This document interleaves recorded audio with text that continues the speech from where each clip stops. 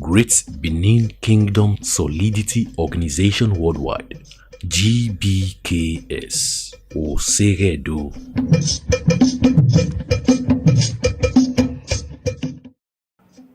Wadomo eniwan wadomo amevanogi arijenogi tueva ituje meno obiwa otunwa osiwa amen. Princess Glorious Glory arawa osifu ne ave obiogorio oba semende ikiantie edenamiere uzola redo. Days of the week in Edo language. Sunday uzola no kwa. Monday aduzola idegbe. Tuesday uzola ideha. Wednesday adesuzola. Thursday uzola idele. Friday iyahu uzola. Saturday uzola nehere. Eya tie ìpẹ́dẹ̀ iyàn nàmì uzola rẹ̀ Edo. Eteme ìwiedo nive isi kere ìwiedo nive otedo nivowa walao wagimara zedo wagimara zewima veni meje ima gwatie edenamire uzola wema be gwatie we nino wa emoni mari bie vinha ken ya gwatie emoni mare bie vinha ken ya gwatie na lao ni mamwe gbedi oto ni mayawe Edo na sayo ni mare ya ze Edo wima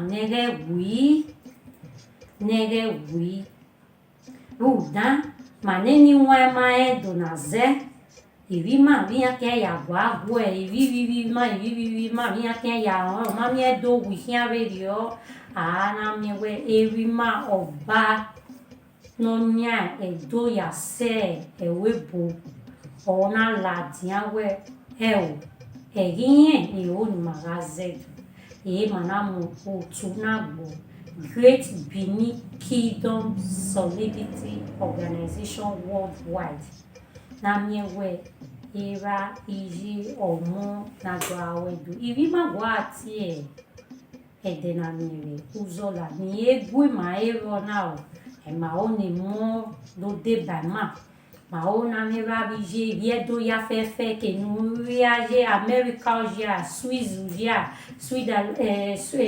Sweden ja Denmark ja ekeke Italy Spain Germany France evonuiaje UK do deba otuna na do gba o Edo kukugbe na mi na zeduma anoje university ura no Joseph university we va tie monde redo egwata bona ye university otedo bona gbebeladian otedo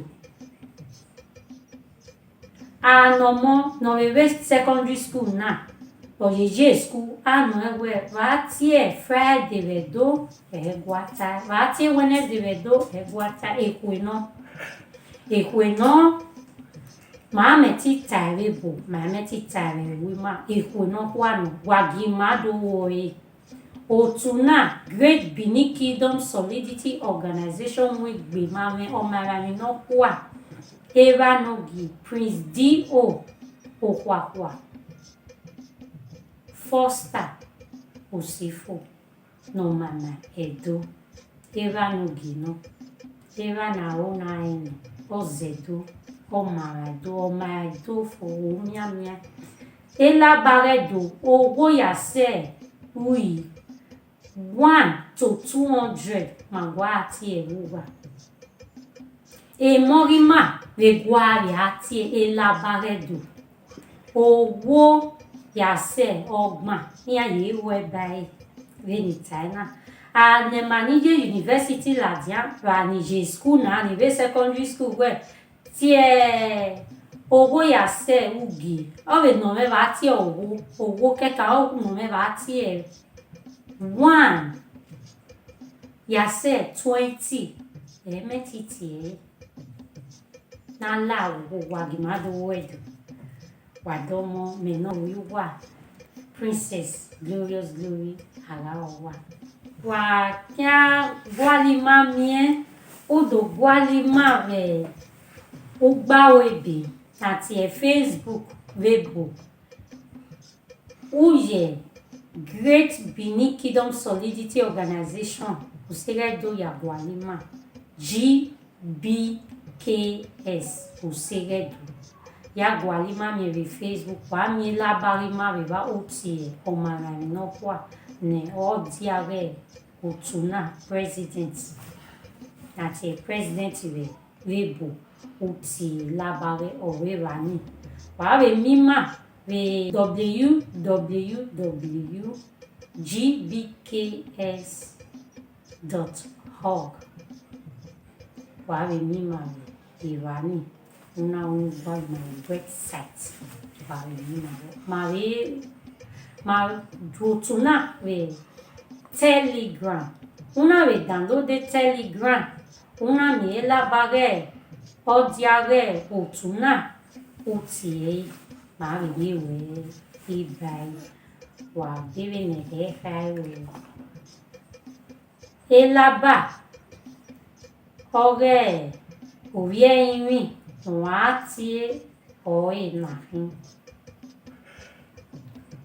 arieba eha ene eha iyan ene iyin eva ioi isen eha eha ni taiwebo udimanigun ni egwa ti labare edo ni mai labase kakabo +34 674 920 563 onye ilaba na ti Yagwalima mi wadomo obara tope ise. Great Benin Kingdom Solidity Organization Worldwide, GBKS, Oseredo.